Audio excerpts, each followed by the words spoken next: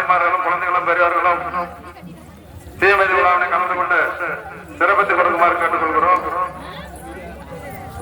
இங்க வந்துருமா திவேஷ், இங்க வந்துரு.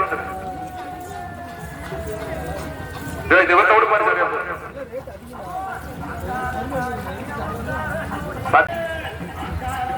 இந்த இடத்துல மடிசோடு கொடுக்கும் சாமி.